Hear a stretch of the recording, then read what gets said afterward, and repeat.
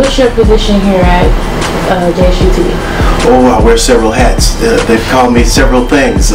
Station manager, operations manager, production manager, guide to blame. Okay, so what's the history behind JSUTV? Oh, well, it goes back, I think, to 1994, when the university received the FCC license for a low-power community broadcast station.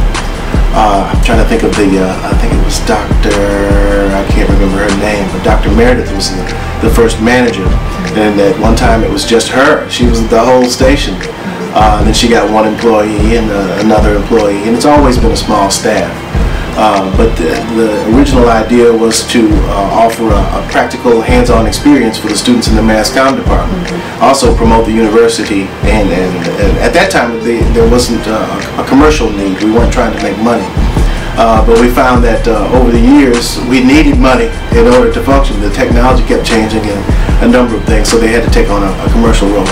But the station has grown since then. We moved over from Blackburn, I think 6 years ago, maybe 7. I'm getting old.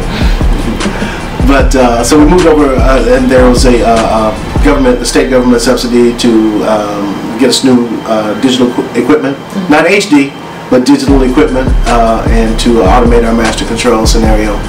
So we moved in here, and we've been here clicking along ever since. That's the short story. Okay. And what causes the change between changing from JSU 23 to JSU TV? Like, what's the history behind that? Well, there's a couple of things. The 23 designation doesn't really, we don't show up on 23 on Comcast Cable. We're on 14. So that's one thing. The 23 doesn't really mean anything to our potential viewers. Right. The other thing is that we're trying to take on through convergent media and digital media, other things with the internet, mobile applications and things of that nature. So JSU TV is kind of an umbrella that goes beyond what we broadcast on this signal. It also includes the 10 internet channels that we have through our live stream accounts, and some other applications that we're working on. Mass control. Okay. Pretty much when it comes to programming, content, and air, basically what we do is we take whatever footage that we have in whatever format, whether it's in DV format or XD disc format or digital format, and we take that and we do what's called ingestion. Basically meaning that we give the program an ID, which is just a name, and then we set a time limit on it. We let the system know how long it's supposed to be. We also let the system know what the air date will be, and then once we do all that, we just press record and it automatically goes into the system. Then of course, after we get done recording, we have to go back in and set our inputs and our outpoints, and then save it. And once it's saved, it's in the server, and at that point we can go to our rundown list and then add it to the programming schedule. JSUTV. I mean, the future is definitely bright. I've been, working to the bone to be able to, figure out the best infrastructure to unite not only just the mass comm department that supports us, but just the community to come in and make sure that we revitalize the station. We're really excited about the fact that we just signed a partnership and a deal with Punch TV. They're a network based out of California. Definitely have a lot of urban programming. We currently work with a network that tends to skew a little bit older, not really catering as much to sort of the urban population that we would describe Jackson or the metro area as being.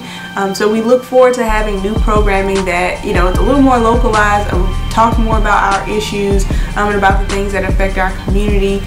We're also trying to launch a morning news show, or just a morning show in general, much like that of the Today Show or Good Morning America, where it's like those feel-good stories in the morning, traffic, weather, updates, and just like the news around town. I really want to start to get the students involved with this local programming so that we can have a centralized place for them to be. We already have like anchor shows right now. We do sort of political news shows like Direct Line and Issues that talk about community affairs. So we see the fall as the opportunity to really go back to the sports cast that we do, as well as the anchor shows that we have, and also the new programming. Again, Punch TV, it's definitely not punch like punch in the face. It's punch as if you're thirsty, so like the actual drink or beverage. It's supposed to signify a mixture of different flavors. Their whole mission is to really be able to, much like a Bounce Network or BET, it's just sort of that, you know, urban feel, independent type feel of a network, very free, you know, free fall, giving a lot of people a chance, which I know Jackson State is definitely sort of about, you know, giving people a chance to be able to showcase their talents when sort of no one else will. So you have this guy, you know, who was once a gang member, you know, who some kind of way, you know, used his business savvy and his entrepreneurship to build up an actual network. He got a lot of local actresses and actors in the LA area, and even some in New York. I have some friends that I see on some of the shows, and basically allow sort of a reality TV format or a drama series and just entertainment news for urban society. And urban not just meaning like African Americans, but, you know, the Latino community, as well as, you know, a lot of the church communities. They have like church shows and you know, and things, and they do a lot of behind the music, or, you know, where are they now type stories. So, you know, for me, Punch TV or Punch Network, it's just, you know, a new sort of baby offspring of the type of Punch or Bounce or BET networks that we have now.